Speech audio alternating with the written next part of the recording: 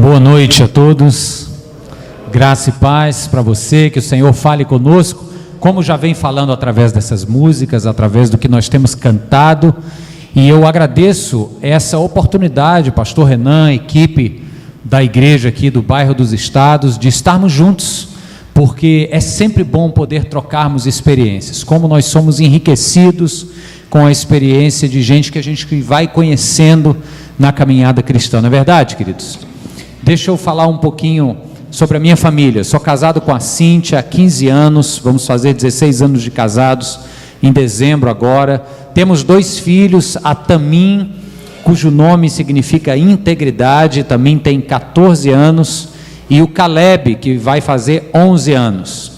Então nós tivemos um tempo morando fora, foi o tempo em que estudamos ali, não aos pés do Rabino Gamaliel, mas foi quase isso, né? O Timothy Keller realmente é um sujeito bastante abençoado por Deus, e não só pela sua mente e capacidade de produção, e ele abençoa muita gente com seus livros, mas acima de tudo a igreja que ele dirige é uma igreja absolutamente abençoadora no seu DNA, a igreja que arrecada muito dinheiro e dá muito dinheiro para projetos de plantação de igreja mundo afora.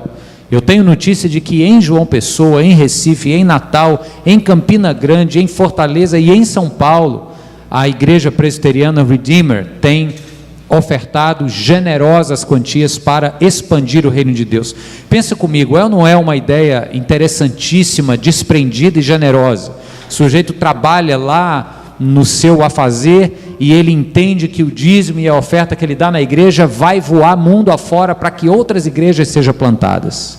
É muito bênção isso. Então, acho que um grande benefício que nós tivemos morando lá, estudando, além da igreja que nós ajudamos a plantar no bairro do Queens, a gente também viu e aprendeu essa generosidade de dizer, o que nós temos é para ser repartido com o mundo. Então foi um tempo muito legal. De lá eu voltei para Fortaleza, de onde já era pastor auxiliar da Igreja Presbiteriana Nova Jerusalém, mas então voltei num outro contexto agora, porque o nosso pastor, que muitos de vocês conhecem, Dr. Carlos Alberto, quem conhece o pastor Carlos Alberto, levanta a mão. É bênção, conheceu ele de onde? É JC e SCC, e da Igreja de Campina Grande, daqui também, Manaíra. Então o pastor Carlos foi nosso pastor titular durante alguns, acho que 7, 8 anos, e aí ele resolveu então agora tirar um tempo para curtir os netos, voltar para João Pessoa, e nós combinamos então trocar de lugar. Ele passou a ser o nosso auxiliar e a igreja me elegeu para ser o pastor titular. Então eu estou lá há 2 anos como titular. Agora tem uma história interessante, queridos. A Igreja Presbiteriana Nova Jerusalém é a igreja na qual eu me converti. Me converti lá, a igreja vai fazer 20 anos, ano que vem, uma igreja, portanto, relativamente nova. Então, me converti lá em 96, 5, 6, me lembro que quando comecei a ir, o que me fisgou foi a música.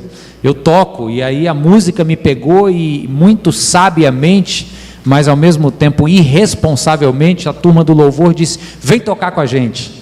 Foi sábio e foi irresponsável, porque eu tocava lá, na hora que o pastor subia para falar, eu dava uma escapulida e ia lá para a escada da escola fumar, e eu estava ainda naquele processo de entender o que eu estava fazendo e o que Deus queria comigo.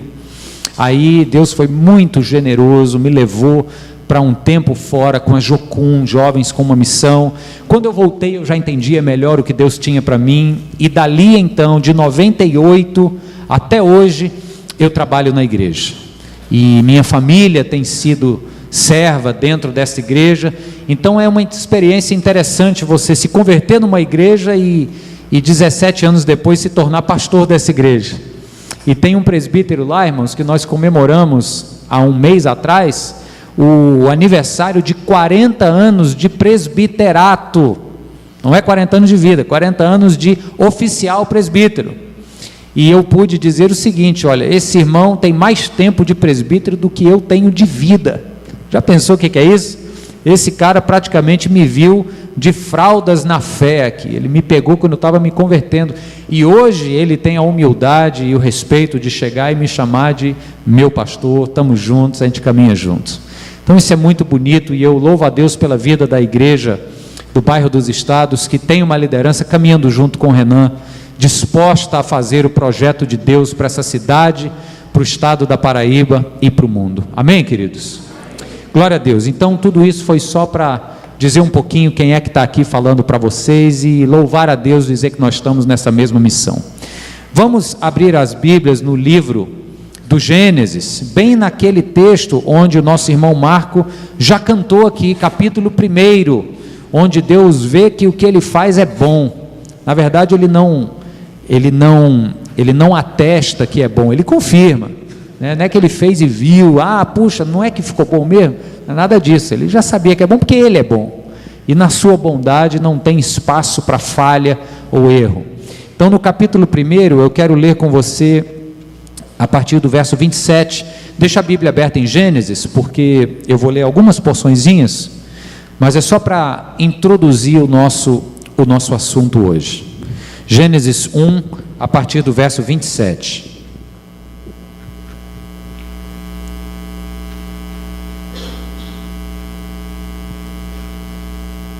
Diz assim: criou Deus o homem à sua imagem, a imagem de Deus o criou, homem e mulher os criou. Deus os abençoou e lhes disse: sejam férteis e multipliquem-se, encham e subjuguem a terra. Agora pula comigo lá para o capítulo 2. Capítulo 2 começa no verso 1 dizendo assim: assim foram concluídos os céus e a terra, e tudo o que neles há. No 7º dia já havia concluído a obra que realizara, e nesse dia descansou. Abençoou Deus o 7º dia e o santificou, porque nele descansou de toda a obra que realizara na criação. Agora o verso 15, capítulo 2, verso 15. O Senhor Deus colocou o homem no jardim do Éden para cuidar dele e cultivá-lo. Então vamos parar por aqui, porque até aqui ainda não tem o pecado, até aqui a coisa não desceu a ladeira, até aqui nós estamos lidando dentro do que a teologia chama de criação. Existe um enredo da história do mundo em que nós vivemos, cujo início é a criação. Aqui não tem ainda a falha, aqui ainda não tem o escorregão de Adão e de Eva. Então até aqui o que é que nós estamos vendo? O trabalho, mas o trabalho como originalmente foi concebido, um lugar onde Deus, Ele próprio, dá o primeiro exemplo e trabalha, e ao trabalhar também comunica a importância do descanso, que não é apenas o relaxamento físico, mas é o descanso existencial e espiritual no Deus que provê todas as coisas. Por isso o sábado, muito mais do que um dia, o sábado é um princípio de vida, não é verdade? Então Deus vai dando logo esse exemplo, ele inaugura a escritura dizendo: trabalho é bom. Originalmente falando, o trabalho é bom. Lembram-se daquele momento em que os líderes da lei querem pegar Jesus numa casca de banana e perguntam para ele sobre o que ele acha do divórcio? Mestre, é lícito ou não dar carta de divórcio? O que é que Jesus responde? Não é nem meu tema aqui hoje, mas o princípio que Jesus usa, importante para a gente entender essa noção aqui do trabalho. Jesus diz: olha, pela dureza do vosso coração, a carta de divórcio está aí. Aí ele diz assim: mas no início não era assim. Repare que Jesus puxa a atenção da turma que já estava completamente influenciada pela cultura e pelo momento histórico em que viviam, entendendo que o divórcio era algo corriqueiro e permitido, e Jesus diz a respeito daquela permissividade, é a dureza dos vossos corações, mas ele faz questão de chamá-los para o que foi o original e diz: lembrem-se que no início o casamento não era para ser desfeito. Então aqui é a mesma coisa. Lá no capítulo 3, não precisa abrir não, verso 17, a partir do verso 17, a gente vê que agora o homem pecou, Deus fala que a mulher agora vai sofrer dores para ter os seus filhos. Flavinha, está perto, né? É isso aí. E diz que os homens vão ter que do suor do rosto trabalhar para comer o seu pão. Aí a nossa cultura e a nossa compreensão de mundo moderna olha para o trabalho e diz: isso aqui é um espinho, Isso aqui é um sofrimento diário, é o ganha-pão. A gente chama, e aí meu irmão, está pronto para a luta? É segunda-feira, vamos para a luta. Tem todo um vocabulário carregado de negatividade. Aí a gente tenta dizer, não, vamos acordar e vamos dizer que está tudo bem, que eu sou vencedor, que a segunda-feira é uma bênção e tal. Aí a turma quer ficar naquela coisa de se enganar na frente do espelho, né? Mas lá no fundo tem aquela ideia de que o trabalho é um pesar, ou na expressão bem popular diz, um mal necessário. Mas se a gente for olhar para como era no início, nós vamos ver que o trabalho é uma bênção. O trabalho é para ser um lugar de realização em Deus, porque foi Deus quem primeiro mostrou para nós que o mundo se faz, que o mundo se renova e que o nosso mundo é construído a partir do trabalho. Então olha que privilégio nós começarmos a falar sobre trabalho entendendo que somos coautores do mundo em que vivemos. Nós estamos juntos com Deus nessa coautoria de fazermos o mundo em que nós vivemos um lugar melhor. Deus está trabalhando. Jesus diz, assim como meu Pai trabalha, eu também trabalho até hoje. E Ele diz ao mesmo tempo, sem mim nada vocês podem fazer. Em outras palavras, quem está comigo firme na videira, quem está ali enxertado e dando fruto, está trabalhando, porque trabalho é uma bênção, e quem trabalha promove um mundo melhor. Amém, queridos? Portanto, o trabalho não é essa encheção, esse espinho, esse mal necessário. Aí você diz assim, pastor, porque você não conhece meu lugar de trabalho. É porque você não sabe o que eu faço, você não sabe o quão enfadonho e repetitivo é a minha atividade. Eu faço ideia que existam lugares e ambientes que não satisfazem do ponto de vista existencial da pessoa. Mas eu te convido hoje a abrir o seu coração e refletir comigo em alguns pontos de como podemos dar um novo significado ao trabalho que nós fazemos, seja no púlpito como pastores, plantadores de igreja, missionários, mas eu creio que a grande maioria aqui tem aquela lida mesmo do dia a dia, é o telemarketing, é o atendente de loja, é o empresário, é o funcionário. Então, meu convite para você hoje é nós olharmos um pouco para a nossa teologia, para a Bíblia, que a gente chama de regra de fé e prática, e faz dela muito mais de fé e muito pouco de prática, e colocar um pouco mais na prática, e ver como é que o nosso trabalho pode ganhar uma nova perspectiva. Amém, queridos? Estamos juntos? Você vem comigo hoje? Vem ou não vem? Amém. Engraçado, lá na igreja a gente fala muito amém, né? Tudo lá o povo gosta de dizer amém. Aí um dia eu fiz uma pergunta como essa assim, você vem ou não vem comigo?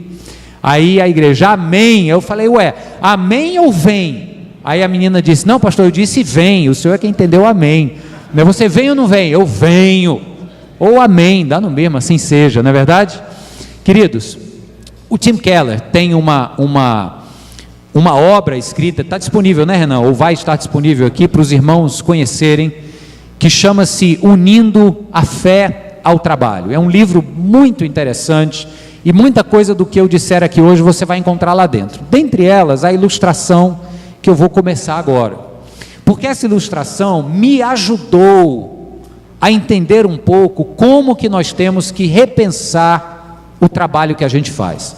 Ele diz o seguinte, ele tira essa ilustração de um livro chamado After Virtue, de um filósofo americano, que ele propõe o seguinte, imagine só a cena, você está num ponto de ônibus, e alguém chega para você, desconhecido completamente, lhe aborda, não pede licença nem nada e diz, o carro é Opala 73 verde, com roda de magnésio.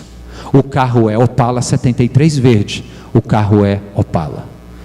E você ouve aquilo e você diz, que é isso? Que louco é esse? Não faz o menor sentido, apesar de você ter entendido que o cara falou de um carro, deu a cor, deu o tipo de aro, mas aquilo não tem o menor sentido na tua realidade ali.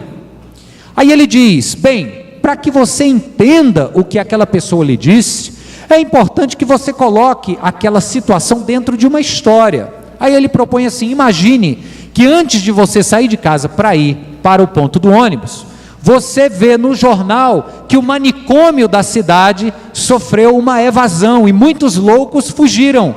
Você tem essa história na cabeça. Aí você está na parada do ônibus, o cara chega e diz: o carro é o Opala verde 73 com roda de magnésio. Aí você coloca aquela situação estranhíssima dentro de uma história, e aí a história começa a fazer sentido, é ou não é? E quando você então entende que aquele pode ser um louco do manicômio que fugiu, aí você vai agir à luz da história que você tem na mente. Então você diz: bem, eu tenho que ligar para o manicômio para dizer que um dos fugitivos está aqui comigo. Você vai conversar com o cara, convencer ele a sentar do teu lado, pegar o celular, ligar, e o carro do manicômio vai lá buscar o cara. Agora, se você tem uma outra história em mente, você vai agir de maneira diferente. Por exemplo, vamos supor que na noite anterior você estava na biblioteca, conversando com um aluno da sua universidade, e você não conhecia aquele aluno, e no meio da conversa quis-se saber qual era o carro que o Antônio Fagundes dirigia na novela tal de 1970 e poucos, e aquela pergunta não conseguiu ser respondida porque ninguém lembrou na hora. No dia seguinte, o colega da biblioteca te vê no ponto do ônibus, chega até você e fala: o carro era um Opala 73 com roda de magnésio. É uma outra história. Estudando na biblioteca, aí a conversa louca e esquisita faz sentido, é ou não é? E você age de acordo com a história dentro da qual você colocou aquela situação. Você vai chegar e vai dizer: ah, muito obrigado, que bom que você lembrou. Uma terceira hipótese, só para reforçar o ponto: imagine que o cara é um espião internacional e que a frase Opala 73 com roda de magnésio é uma chave, é uma palavra-chave, é uma senha que ele tem que dizer para quem ele vai, sei lá, assassinar. Imagina aí. Então você pegou uma história de um espião que tinha uma palavra-chave, aí o cara diz um absurdo para você na parada do ônibus, mas aquilo faz sentido, porque ele tinha que dizer a tal senha. E o que você vai agir? O que você vai fazer? Você vai fugir do cara? Você vai querer matar ele de volta? Vai denunciar para a Polícia Federal? Por quê? Porque você sabe da história do espião internacional que chegou, que tinha senha. Faz sentido, gente? Qual é o ponto aqui? É que o nosso trabalho não vai fazer o menor sentido para as nossas vidas se ele não fizer parte de uma história maior. Pense só. A forma como você age no seu trabalho está diretamente relacionada à história dentro da qual você insere o teu trabalho. O cara reagiu ao louco fugitivo do manicômio, sendo educado, colocando ele aqui, segurando o sujeito até o guarda do manicômio vir. Por quê? Porque aquela situação maluca entrou numa história de um manicômio que teve uma evasão. O nosso trabalho é assim. Se ele não estiver dentro de uma história apropriada, ele não vai fazer sentido, e a nossa atitude para com o trabalho pode não ser a atitude correta e abençoada. Então é em cima dessa realidade que eu quero conversar com vocês, porque qual é a história onde na maioria das vezes se coloca o trabalho?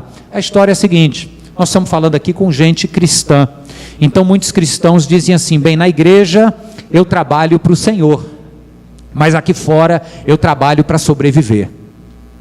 Aqui fora eu trabalho e chamo o meu trabalho de ganha-pão. A minha atividade profissional se resume a uma troca para que eu dê a minha força de trabalho e receba de lá para cá o meu pão de cada dia. Queridos, por mais que isso seja verdadeiro, mas essa não pode ser toda a história dentro da qual você coloca o seu trabalho. A história onde nós devemos sim inserir o nosso trabalho é uma história que tem 4 pontos principais. É uma história que começa com a criação perfeita de um Deus que se apresenta trabalhando um trabalho criativo. Essa história se desenrola para um momento onde esta perfeição da criação cai, a gente chama esse segundo momento de queda, pela introdução do pecado, mas a gente sabe que em Cristo Jesus esta queda, ela é redimida, e então nós chamamos o terceiro momento de redenção. E sabemos que nós estamos antecedendo um tempo final chamado restauração. Então, olha que enredo interessante.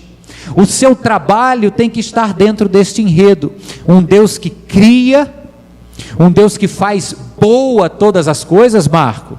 Tudo que ele fez é bom, inclusive o trabalho através do qual ele fez o bom. O homem vem e insere a dimensão da queda, e a partir daí a terra que dava frutos e plenitude começa a produzir agora espinhos e cardos, e a partir de então o trabalho fica suado, a partir de então a labuta começa a ser distorcida da sua história original. Mas Deus envia seu Filho, e em Cristo Jesus o nosso trabalho pode ser ressignificado, redimido, e é o que eu quero fazer hoje com vocês. E nós sabemos que um dia o que fazemos terá sentido absoluto, que é a restauração. Então essa é a história dentro da qual o nosso trabalho tem que acontecer. Você que é empresário, você que é funcionário, você que rala 10, 11 horas por dia, e muitas vezes se pergunta, que propósito tem tudo isso? Coloca isso daí dentro de uma perspectiva maior. Deus está redimindo o mundo ao meu redor, e o meu trabalho faz parte disso. Deixa eu dar para vocês então agora, para a gente ser bem mais prático, 5 formas de como a fé cristã pode ressignificar, requalificar o nosso trabalho do dia a dia. E aqui eu quero ser, queridos, bem prático mesmo, tá bom? Não espere teologia profunda, como vocês estão acostumados a receber aqui do pastorzão Renan. Aqui é uma proposta prática, para que você saia daqui hoje pensando o seguinte: puxa, eu estou cansado do meu trabalho aqui. O trabalho cansa no braço, mas isso é bom. Mas quando a gente cansa do trabalho aqui, a atividade perde o sentido. E se você está nesse caso hoje, eu quero te dizer que talvez com essa conversa nossa, o meu desejo, minha oração é para que você saia por aquela porta dizendo: o meu trabalho, na verdade, faz parte de uma história maior, e por causa disso ele vai ganhar um novo sentido. Amém, irmãos? Bem, primeira coisa, a fé nos oferece um lastro interno, sem o qual o trabalho pode ser destrutivo. Você sabe o que é lastro? Uma vez eu aprendi o que era lastro lendo um livro do Amir Klink. Não sei quem conhece aqui o Amir Klink, né, que remou da África ao Rio de Janeiro, 100 dias entre céu e mar, foi o primeiro livro dele. Numa hora lá ele diz que o barquinho dele a remo apenas, né, diz que uma baleia bateu embaixo do barco e ele estava dormindo e acordou com o barco todo de cabeça para baixo. Faz ideia do que é isso? No meio do Oceano Atlântico, no nada. Isso tem seguramente uns 20 anos, então não tinha tanta tecnologia como tem hoje. O barco virou, e ao mesmo tempo em que ele acordou no susto e viu tudo de cabeça para baixo, instantaneamente tudo voltou a ficar de cabeça para cima. E aí ele explica no livro, foi quando eu aprendi, que era por causa do lastro do barco. O lastro, no caso daquela embarcação, eram tanques de água que fica lá embaixo na quilha do barco, que faz aquele efeito meio que do João Bobo. Aqui chama João Bobo também, aquele boneco que você bate, ele vai lá embaixo e volta, porque ele tem uma base de areia, né? Às vezes é areia ali embaixo. Então isso é o lastro. O lastro ajuda a manter a posição. Algo que está aqui, se você bater, ele pode inclinar, ele vai dar suas vaciladas, mas no final ele fica firme. Bem, primeiro ponto para você considerar sobre o seu trabalho: a fé cristã me provê um lastro interno, algo aqui meu, que sem isso o trabalho pode ser absolutamente destrutivo. Sabe por quê? O Martin Lloyd-Jones, que era um grande estudioso, expositor da Bíblia, pastor, tinha sido médico, sua profissão era médico, e ele, como médico, conheceu muitos médicos na Inglaterra, e ele dizia sobre seus próprios colegas de trabalho, que na lápide de um médico, você via de regra, dos médicos que ele conhecia, né? Você via de regra, você pode ler algo do tipo: nasceu homem, morreu médico. Porque na época dele, nós estamos falando aí final do século XIX, início do século XX, a profissão de médico era algo que tinha um status quo bem maior do que hoje já é. Hoje o médico tem uma pompa, né? Tem gente que gosta de andar de jaleco por aí, para mostrar, pendura aqui, recém-formado. Minha esposa é da área da saúde, então tem essa turma que é recém-formada e anda com estetoscópio pendurado e tal. Tem um status agregado à profissão. Então o cara diz, nasceu homem, morreu médico. Por que isso? Porque é muito comum, queridos, nós associarmos a nossa identidade àquilo que é a nossa atividade profissional. Já reparou que às vezes você vai se engajar numa conversa e a primeira coisa que a pessoa pergunta é o seguinte: o que você é? Você diz assim: eu sou médico. Não, eu sou estudante. E você? Você é o quê? Eu sou advogado. E você é o quê? Pastor. Aí eu tive uma experiência muito interessante. Minha tia uma vez estava me apresentando para uns amigos na casa dela numa festa. Olha, esse aqui é meu sobrinho, tal, menino de ouro, aquelas coisas de tia, né, irmã do papai. Ah, ele é o quê? Aí ela dizia: ele é pastor. E quando ela dizia ele é pastor, eu via na cara das pessoas um ar de decepção, assim. Era uma turma muito bem sucedida, numa cidade riquíssima lá dos Estados Unidos. E a turma ia começando a sair: ah, pois não, vou ali pegar uma bebida, e sair e tal. E vários grupos em que eu fui apresentado como o sobrinho pastor da anfitriã, eu fui deixado só, sabe? É um barato isso, porque a gente vê que de fato as pessoas projetam a identidade na profissão. É ou não é? O que você é? Eu sou fisioterapeuta. Não, peraí, eu sou cristão. Eu sou um filho de Deus, eu sou uma pessoa que foi alcançada pela graça de um Deus maravilhoso, que independente do que eu fizer, Ele me disse que estará comigo, nos erros e nos acertos. Então quem é você? Você é um filho de Deus, chamado para fazer diferença no mundo. Agora, se você vai fazer diferença através da medicina, da fisioterapia, do pastorado, ou do telemarketing, aí, meu amigo, é entre você e Deus. Mas quando se confunde a identidade com a profissão, corre-se um risco horroroso. E é esse risco que pode nos destruir e que o lastro interno da fé nos preserva. Qual é o risco?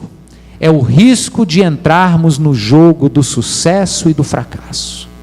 Porque quando temos sucesso, a coisa sobe a cabeça. E a gente está na beira daquele versículo que diz que o orgulho precede a ruína.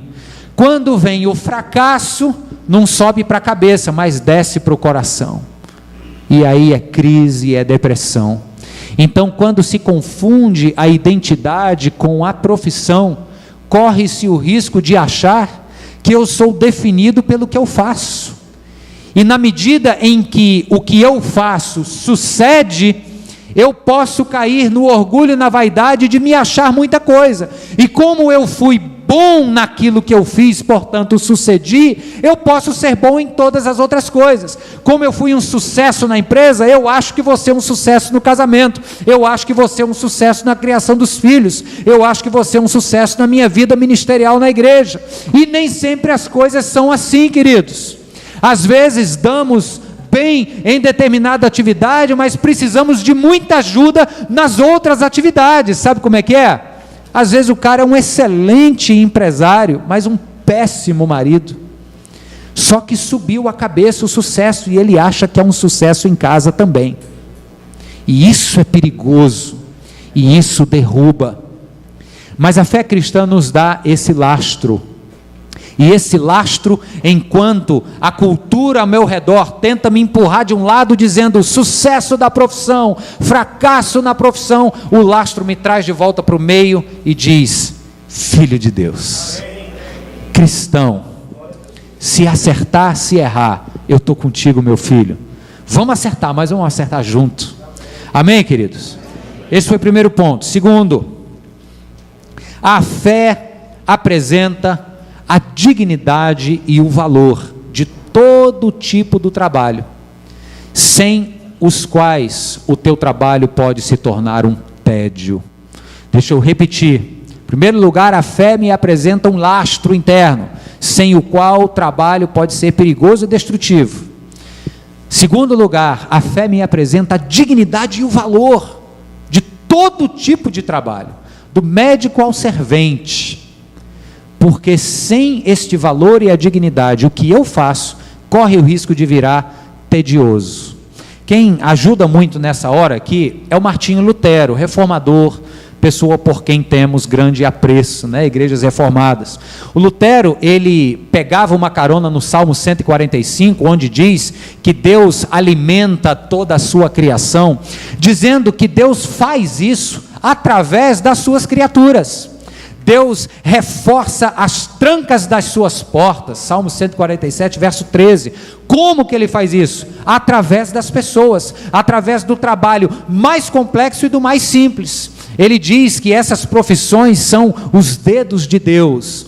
Por exemplo, ele fala que Deus alimenta a sua criação através do motorista do ônibus que pega o leite lá na fazenda de laticínios e leva para o supermercado. O trabalho daquele motorista, que pode ser olhado como algo meio indigno, meio baixo escalão, tem um lugar de muita importância no reino de Deus, porque está contribuindo com o bem comum, percebe?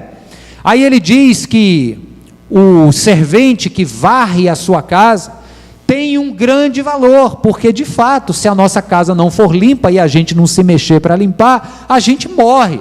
Ninguém sobrevive em sujeira por muito tempo. Então, tanto o médico, que pela especificidade da sua profissão pode me salvar a vida com um diagnóstico, com um remédio, com um tratamento, é importante, mas o servente, o motorista, o porteiro, profissões que pejorativamente e preconceituosamente nós olhamos de cima para baixo, essas profissões também são importantes. E com isso, a fé cristã nos mostra o valor e a dignidade de todo tipo de trabalho. Então, qualquer coisa que você faz, Lutero diz, para que seja um trabalho de Deus, tem que ser feito bem feito, tem que ser feito com carinho, com dedicação, com o melhor que há dentro de você. Ele diz o seguinte, por exemplo, qual é o trabalho de um fazendeiro? O trabalho de um agricultor é produzir comida boa e vendê-la a preço justo. Assim ele estará sendo o dedo de Deus na criação. Qual é o trabalho de um piloto de avião que é cristão? O trabalho do piloto de avião que é cristão é pousar o avião bem, de maneira legal. Qual é o trabalho de um advogado? O trabalho de um advogado cristão é advogar pela justiça, é não pegar atalhos, é fazer o que é certo em detrimento do que é bom ou agradável, porque às vezes o que é certo não é bom, é ou não é verdade? Então, irmãos, Lutero dizia isso, os cristãos que trabalham precisam enxergar o valor e a dignidade em todo tipo de trabalho, sabendo que Deus se utiliza desse trabalho para saciar a criação. Agora, o cristão que trabalha tem que trabalhar bem, tem que fazer bem feito. E eu digo uma última palavra nesse segundo ponto: o que você fizer, faça da melhor forma que estiver na tua mão, porque é assim que você glorifica a Deus. Às vezes a gente está cansado, às vezes bate uma canseira existencial, você olha para um lado, olha para o outro e diz, o que eu estou fazendo aqui, anos a fio, contando papel, seja lá o que for, faça bem feito, sabendo que do mais simples ao mais complexo, tudo isso está contribuindo para o bem da sociedade, e tudo isso é instrumento de Deus. Amém, irmãos? Terceiro ponto, vamos recapitular aí, ó. Daqui para o final a gente vai falar esses pontos uma opção de vezes. Primeiro, Deus me dá o quê? O lastro interno, sem o qual o trabalho é destruidor. Não confunda sua identidade com a sua performance profissional. Segundo, a fé também me dá o quê, queridos? Falei agora. O que é o segundo ponto? A fé me dá o quê? O valor e a dignidade de todo tipo de trabalho. Terceiro lugar, anote aí, a fé me oferece uma bússola moral. Você sabe que a bússola orienta, né? Uma bússola moral é aquela que me coloca na direção de uma moralidade correta, sem a qual o trabalho pode me corromper. Queridos, agora vamos descer aqui numa realidade bem verdadeira nossa. A luta aí fora é grande. Se você piscar o olho, alguém toma teu lugar. Se você não bater meta, você sai e é demitido. Se você não cumprir com o que tem que cumprir, você perdeu. É ou não é, irmãos? E por causa desta realidade extremamente competitiva, injusta muitas vezes, a pressão é muito grande. A pressão é insustentável para alguns. E aí o que é que se vê muito por aí? Se vê cada vez mais pessoas querendo pegar atalhos. Você sabe o que é um atalho? Um atalho, a palavra em inglês é bem mais fácil da gente entender, um shortcut. Você vai cortar pelo caminho mais curto. O atalho é aquela história de você saber por onde tem que ir para ganhar o seu dinheiro, para fazer a coisa do jeito certo, mas tem um atalhozinho aqui que você pode ganhar mais, chegar mais rápido, mas não vai ser necessariamente o jeito mais certo. Por causa da competitividade e da pressão por resultados e por performance da nossa sociedade, cada vez mais as pessoas têm sido tentadas por atalhos.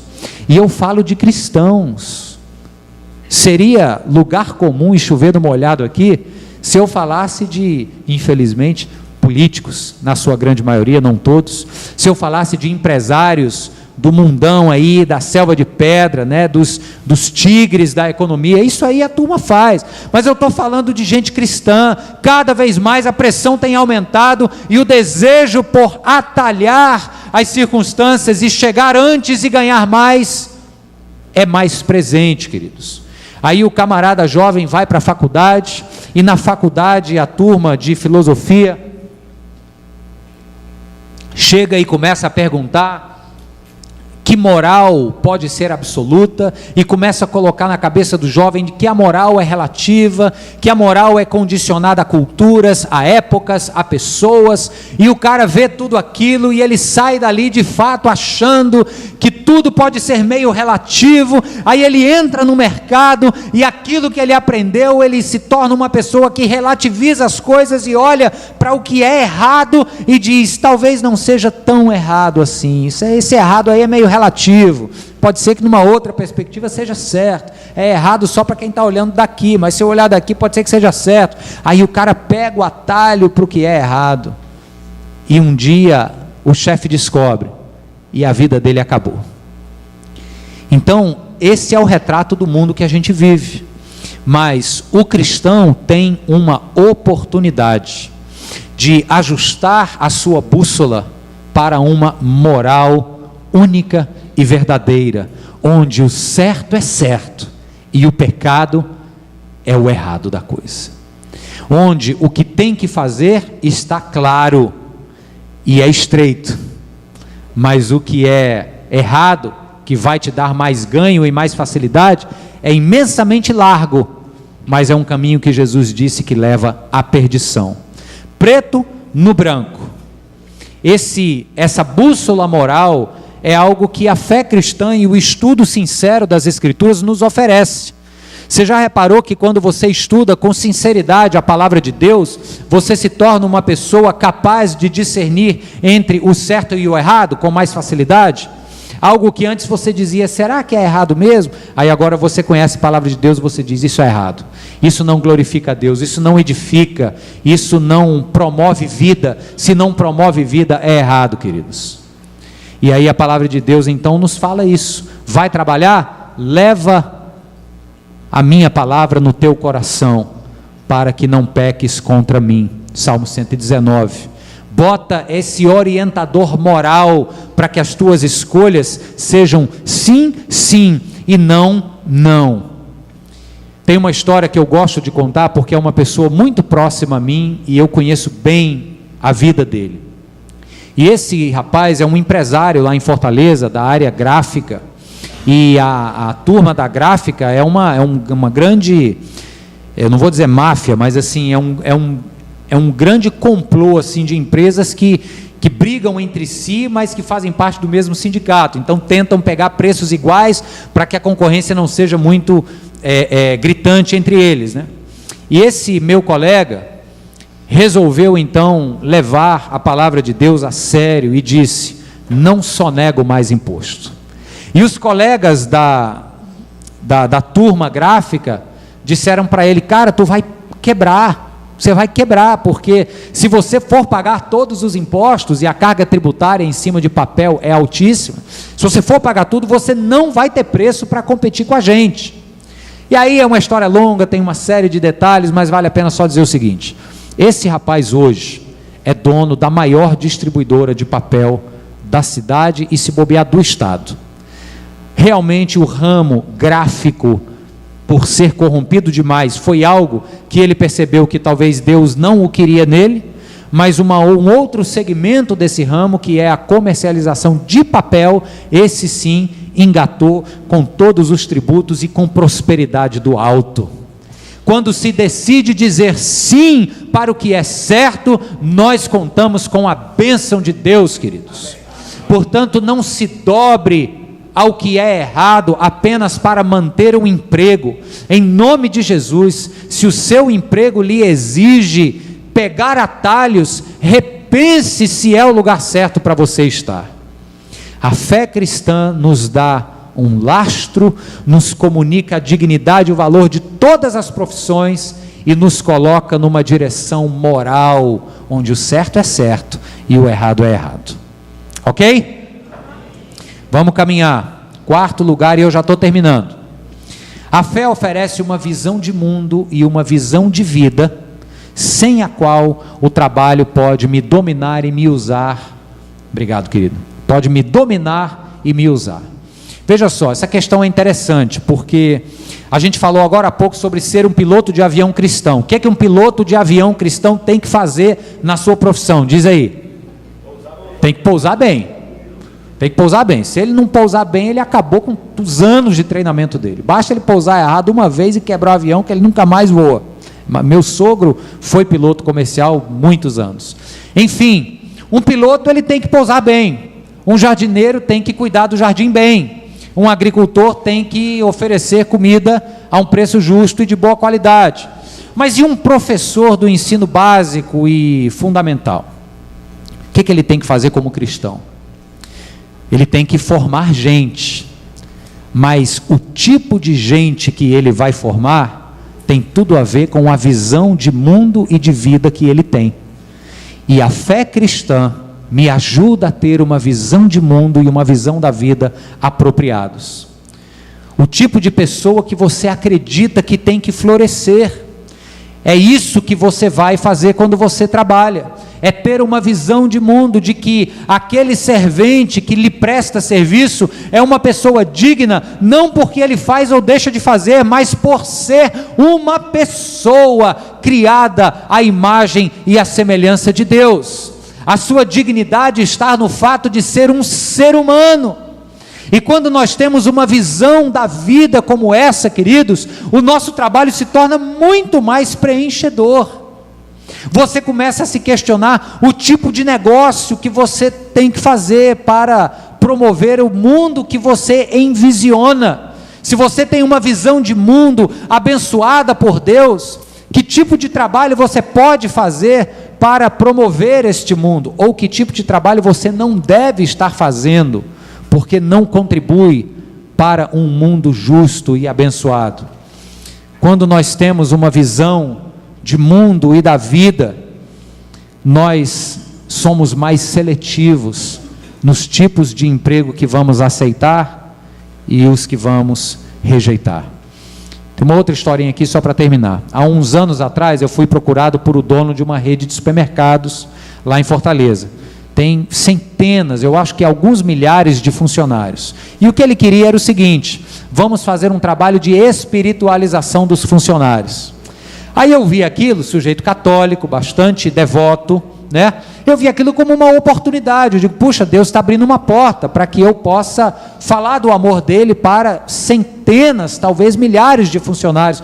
E disse, eu topo, mas eu topo depois que eu tiver uma conversa com o senhor. O senhor me recebe? Recebo. Aí foi lá e fui conversar com o homem. E eu disse para ele o seguinte: olha, eu não quero estar aqui para domesticar o seu funcionário. Porque sabe o que acontece? Às vezes, o patrão está vendo briga, intriga, roubo, o cara é alcoólatra, o sujeito bate na mulher. Isso reflete diretamente no trabalho medíocre que o sujeito vai fazer lá na empresa.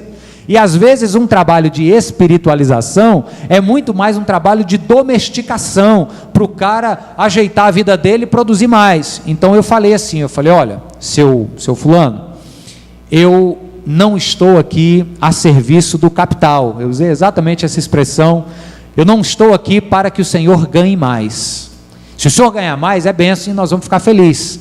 Mas eu estou aqui para que essas pessoas, para quem eu vou ministrar, possam ser valorizadas como gente, possam ser acreditadas como potenciais nas mãos de um Deus que age no mundo. Se o Senhor me permitir estar aqui para promover a vida delas, eu topo.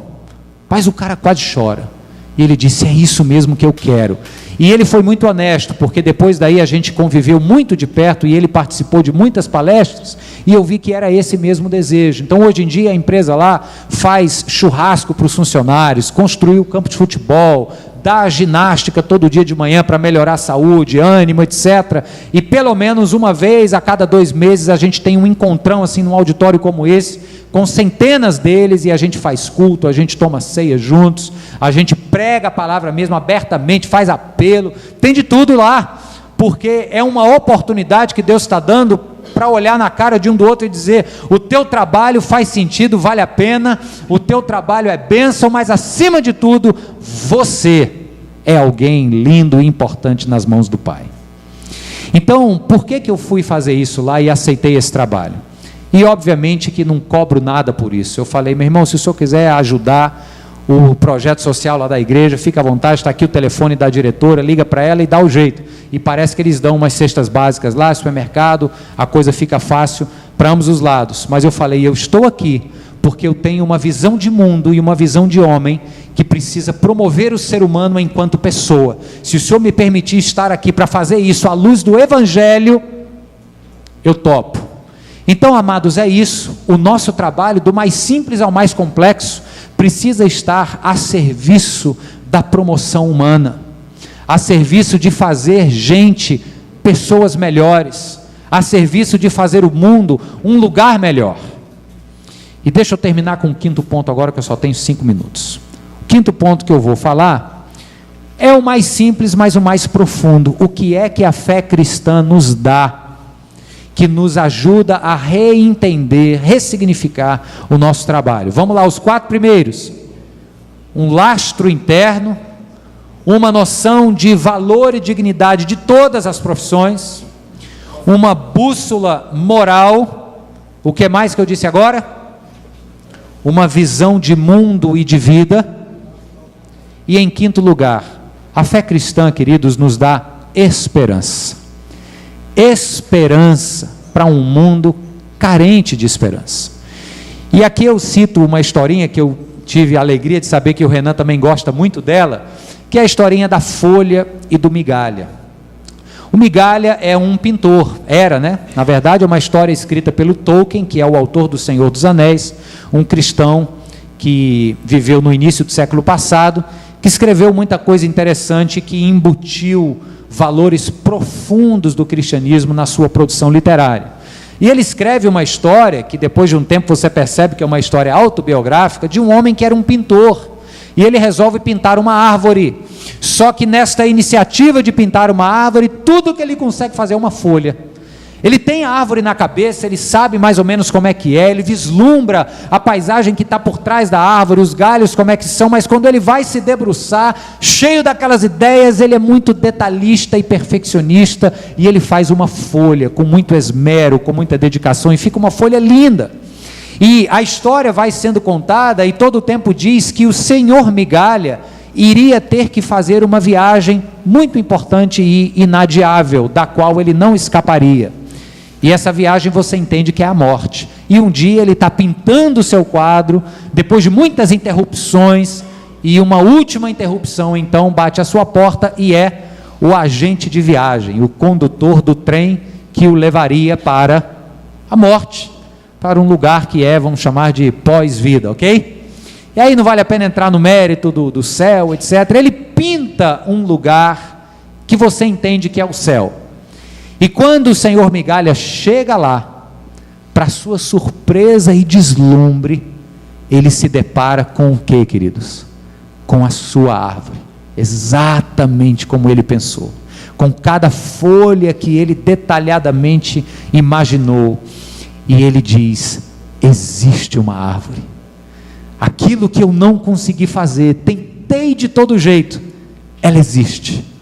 A esperança que a fé cristã nos dá é mais ou menos assim, porque desde que a terra começou a produzir cardos e espinhos, desde que o homem caiu, que nós nos esforçamos e trabalhamos, e por mais esmero que empreendamos na nossa atividade, no final das contas a gente consegue produzir no máximo uma folha.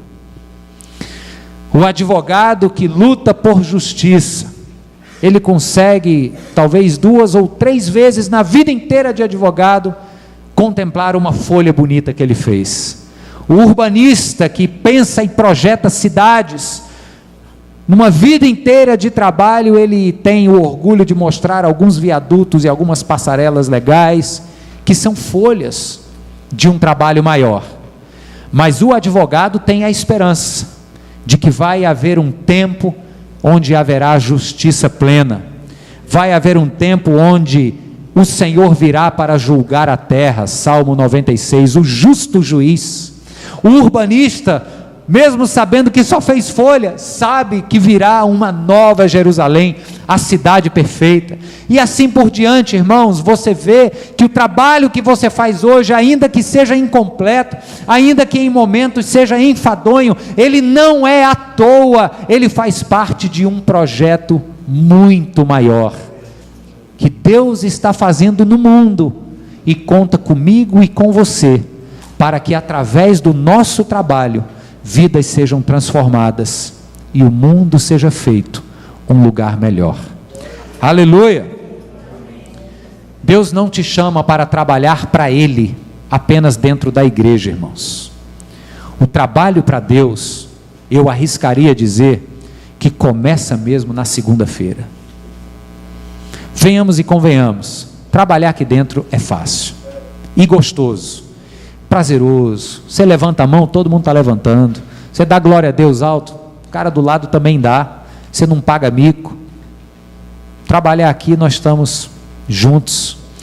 O trabalho para Deus começa no seu escritório, segunda-feira de manhã. Claro que aqui também é para Deus, e como é, mas o desafio através do qual Deus quer transformar o mundo, está na sua profissão. Se o que você faz, de alguma forma, não contribui para um mundo melhor, não contribui para a promoção da vida, te faz romper com padrões morais, e te faz chamar o certo de duvidoso, e o errado de talvez certo, questione se é o lugar onde Deus te quer, e não tenha medo de dar passos ousados, grandes passos ousados, como não sonegar mais impostos, pode redundar em grandes momentos na vida da pessoa. Eu creio nisso, e creio que o Senhor pode redefinir a sua história hoje. Quero orar por você agora, e quero pedir àquelas pessoas que estão aqui, que estão entendendo que o trabalho não vai ser mais uma chatice, mas que vai ser uma oportunidade de Deus, seja ele qual for, para que eu faça diferença nesse mundo. Queria convidar que você estivesse de pé. Eu nem sei, pastor Renan, se o momento é esse, mas sinto esse desejo da gente orar, porque, irmãos, não é fácil, não é tarefa que a gente cumpre só. Se a gente tentar com a nossa própria força, a gente não sai do canto, empaca mesmo, e a gente precisa da ajuda do Senhor. Vamos orar? Deus querido, que bom poder dividir essas palavras com a tua igreja, aqui em João Pessoa, no bairro dos Estados. Senhor, que bom poder, enquanto falar, ouvir, ó Deus, o que o Senhor está falando. Que bom, Senhor, podermos lembrar que a nossa compreensão de trabalho, Deus, não está a partir do 3º capítulo do Gênesis, mas está nos primeiros 2 capítulos, onde um propósito original foi pensado, onde um exemplo nos foi dado, Senhor, e portanto um novo desafio nos é entregue nesta noite. Deus querido, tem misericórdia de nós por todas as vezes que a nossa vida murmura pelo trabalho que o Senhor colocou nas nossas mãos. Tem misericórdia, Senhor, dá-nos da Tua graça, da Tua força, dá-nos, Senhor, do Teu entendimento, dá-nos, ó Deus, discernimento, para que possamos chegar nos nossos ambientes de trabalho, sejam eles quais forem, e entendermos que somos filhos do Altíssimo, que somos enviados do Eterno, que somos, ó Deus, agentes de transformação. Que o Senhor nos encha com o Teu Espírito todos os dias, Deus, e nos leve para esse mundo afora, para causarmos diferença. Em nome de Jesus eu oro por cada filho e filha do Senhor que se coloca de pé nessa hora, pedindo a Tua graça e o Teu enchimento, e que o Senhor então nos surpreenda, hoje, mas especialmente na segunda-feira, Deus. Para a glória de Jesus oramos, amém